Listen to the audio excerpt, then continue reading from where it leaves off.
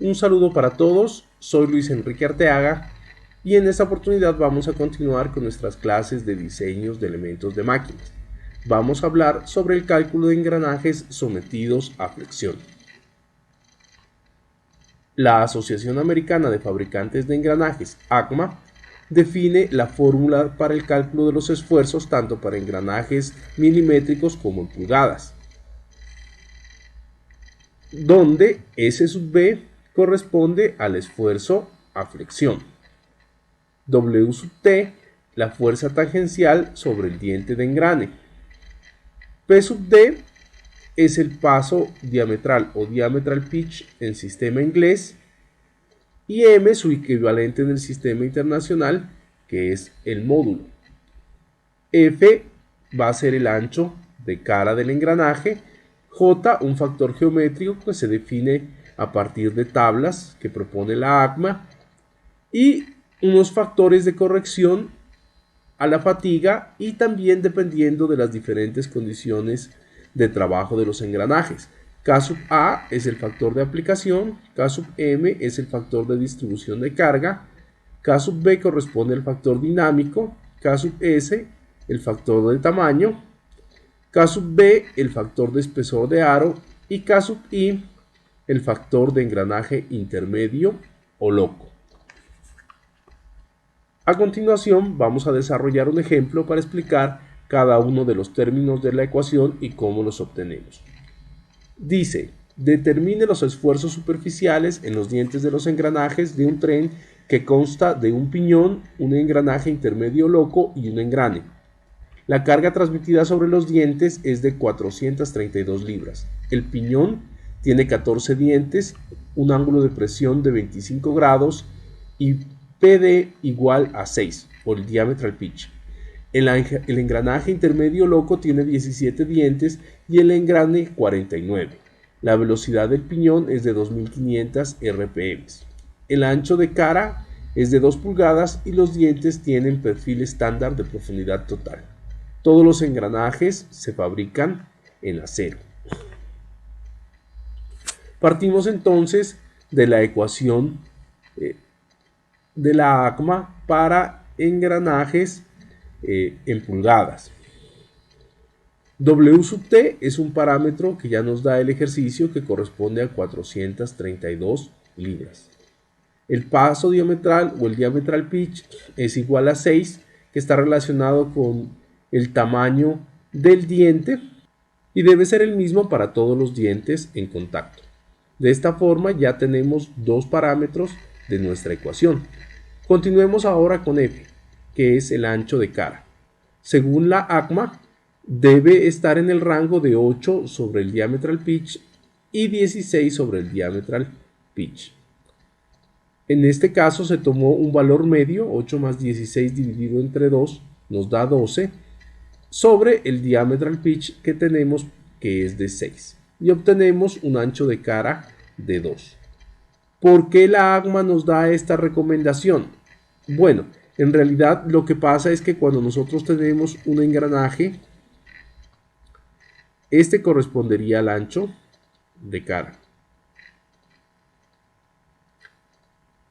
Si este valor es muy grande o a medida que nosotros ampliamos el ancho de cara, también se vuelve más grande el área de contacto de los engranajes. Debido a los procesos de manufactura, puede existir mayor probabilidad de errores, discontinuidades en la fabricación de la superficie. Así que la tendencia a la falla o que haya puntos donde no haya un buen contacto es mayor. Esa es la razón por la que se escoge este rango de ancho para los dientes de engrane. Muy corto tampoco es recomendable porque no se va a presentar el área es insuficiente y no se va a presentar un buen contacto. Ya tenemos entonces tres términos de nuestra ecuación. Vamos a dejar de último J y ahora procederemos a encontrar los diferentes coeficientes. Iniciemos con el factor de aplicación de carga. El factor de aplicación de carga tiene que ver con las condiciones de trabajo a la que va a estar sometida nuestro tren de engranaje. Dependiendo del tipo de motor o de la máquina impulsada, puede ser uniforme, de impacto ligero o de impacto medio. Uniforme cuando hablamos de un motor eléctrico, por ejemplo, o una turbina. Un impacto ligero podría ser de un motor multicilindros, puede ser un motor de 4 tiempos. Y impacto medio, un motor de un solo cilindro, donde las condiciones de vibración pueden ser más críticas. Eso con respecto a la máquina que nos genera la potencia a nuestra transmisión. La transmisión también va a impulsar diferentes tipos de mecanismos, que pueden tener a su vez también impacto uniforme, moderado o severo. Como ejemplo de una máquina impulsora uniforme podríamos tener un sistema de bombeo. Máquinas de uso general usualmente son de impacto moderado, y troqueles o máquinas para triturar piedra, por ejemplo, corresponden a casos de impacto severo. Para este ejemplo vamos a utilizar un K sub A igual a 1, suponiendo que la máquina funciona con un motor eléctrico y tiene una carga impulsora uniforme. Pasemos ahora al factor de distribución de carga K sub M, que también se distribuye la carga sobre el diente del engrane, depende de su ancho. Es así como para anchos de cara menores a 2 pulgadas, el K sub M es igual a 1.6. Si tenemos valores superiores a 20 pulgadas, este factor se vuelve 2, es decir, que el esfuerzo sobre el diente del engrane va a ser el doble. Por esas razones que ACMA no nos recomienda unos valores tan amplios para el ancho de cara. En este caso, como tenemos dientes de engrane de ancho de cara 2, seleccionamos un K sub M igual a 1.6. Para hablar del siguiente factor, que es el factor dinámico, primero debemos aclarar un poco el concepto de índice de calidad. El índice de calidad nos indica qué tan bueno es el acabado de la superficie de nuestros dientes de engrane. Eso va a depender del proceso de fabricación. Es así como vemos que un desbastado en torno, por ejemplo, tiene un acabado de 5 o 7, mientras que si lo hacemos con un cepillado o un esmerilado va a ser de 8 o 11. Si al final de todos estos procesos nosotros pulimos y rectificamos nuestros dientes de engrane, pues vamos a obtener mayores valores de índices de calidad, entre 11 y 16. Esta decisión no puede ser caprichosa, porque definitivamente entre mayor sea el número de procesos que nosotros efectuemos sobre los dientes de engrane, mayor va a ser el tiempo y mayor va a ser el costo que estos van a tener. Entonces cada una de las selecciones dependerá del tipo de aplicación para la cual nosotros los vamos a utilizar. Para calcular el valor dinámico de nuestro ejemplo, tenemos que tener primero el índice de calidad. Vamos a suponer que Q sub B es igual a 6, es decir, que se fabrica bajo procesos de maquinado convencional. Y también vamos a necesitar la velocidad de la línea de paso en pies sobre minuto para nuestro sistema inglés. En el sistema internacional necesitamos la velocidad de la línea de paso, pero en metros sobre segundo. Para encontrar la velocidad tangencial vamos a aplicar la ecuación que nos dice que la velocidad tangencial es igual al producto de omega R, donde omega se encuentra en radianes sobre segundo y R en pulgadas. Para encontrar R, que vendría a ser el radio primitivo, vamos a hacerlo a partir de la ecuación del diámetro primitivo, que nos dice que es igual al número de dientes sobre el paso diametral. Vamos a trabajar con el piñón, porque la velocidad en la línea de paso entre el piñón y el engranaje loco va a ser la misma si la calculamos en uno o en otro.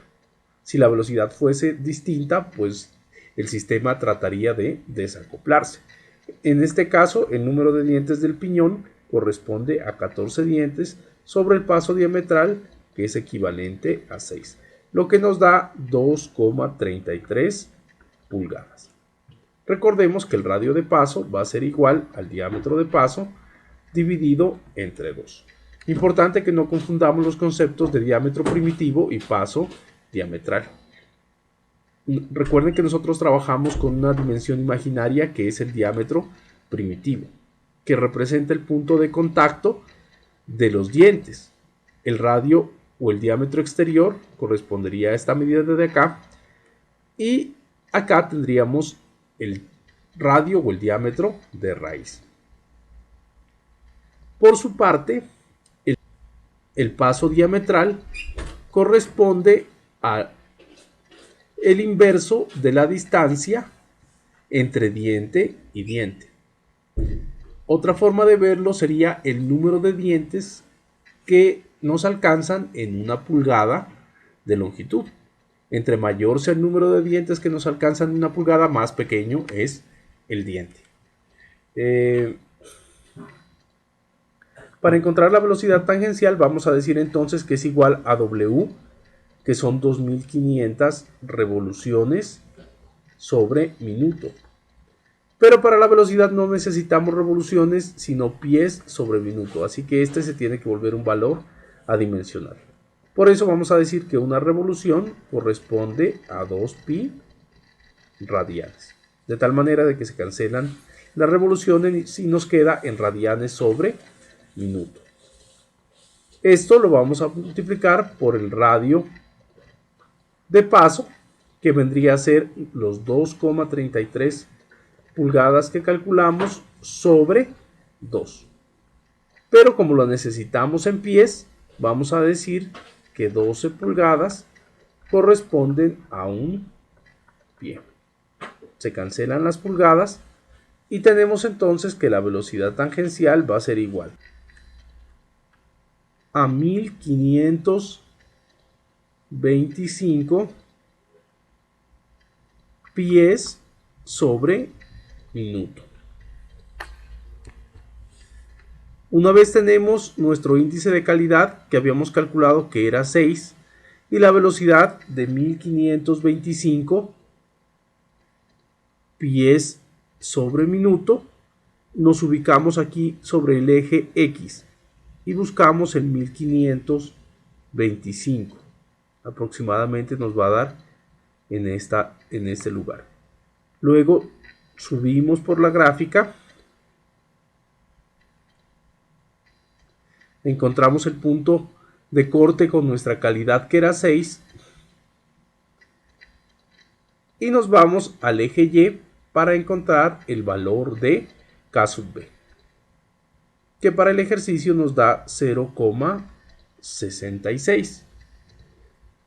No se preocupen si cuando hagan la operación no les da ese valor exactamente, porque depende mucho de la visualización que uno tenga de la tabla. Es más, en algunos libros los autores no utilizan como tal las gráficas, sino las ecuaciones con las que ellos lo generaron. Por eso pueden tener aproximaciones mucho más exactas.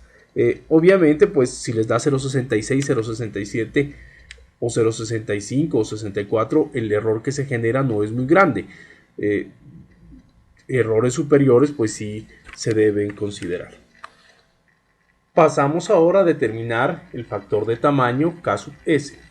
Este entra en consideración con especímenes que son más grandes que los de prueba.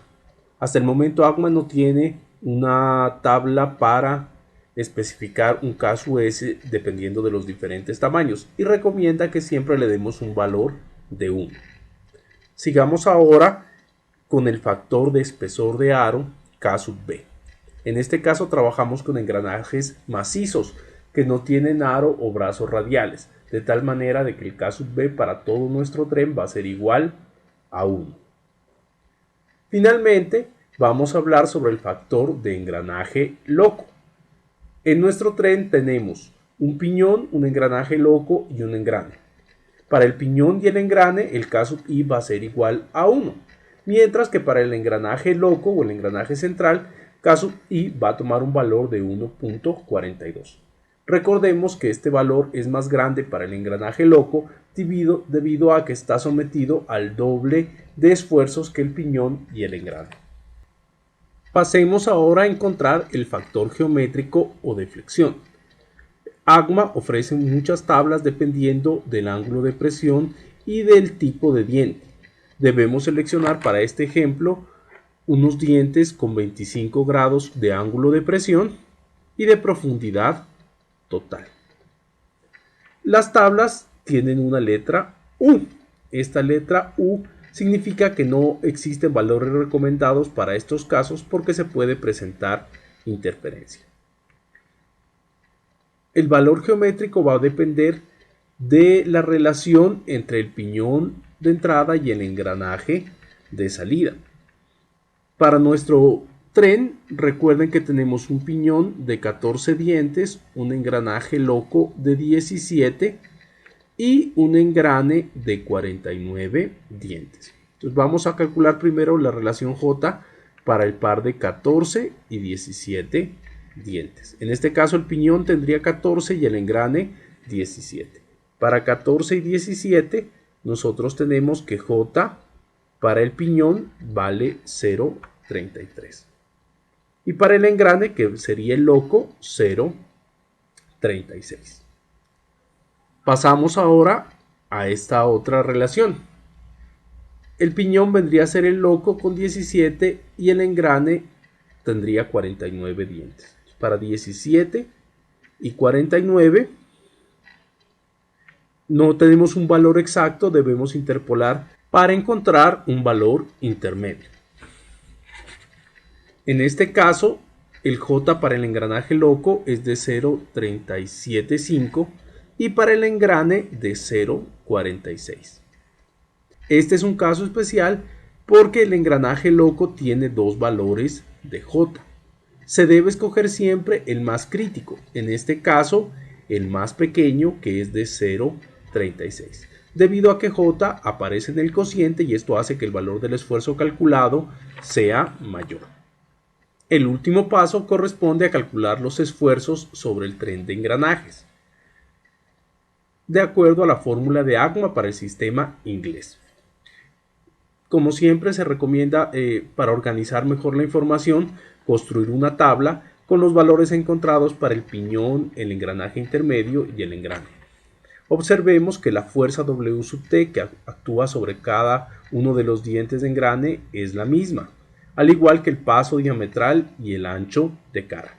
Debe ser así, porque los dientes y los anchos de los engranajes deben ser iguales para poder transmitir correctamente la carga. J, que es el factor geométrico, sí va a depender de cada uno de los engranajes. Y los valores de K sub A o K sub M van a ser iguales o pueden variar, por ejemplo en el caso de K sub B si tenemos algún engranaje con aros. Una vez tenemos estos valores, vamos a calcular el esfuerzo sobre el piñón, que nos da 9.526 PSI. El esfuerzo sobre el engranaje loco tiene un valor superior de 12.400 PSI. Finalmente, los esfuerzos sobre el engrane corresponden a 6.834 PSI. Estos valores nos van a servir para compararlos con el esfuerzo admisible del material, tema que vamos a tratar en el próximo video. Por el momento, eso es todo por el día de hoy. Agradezco mucho su atención. Nos vemos en otra oportunidad.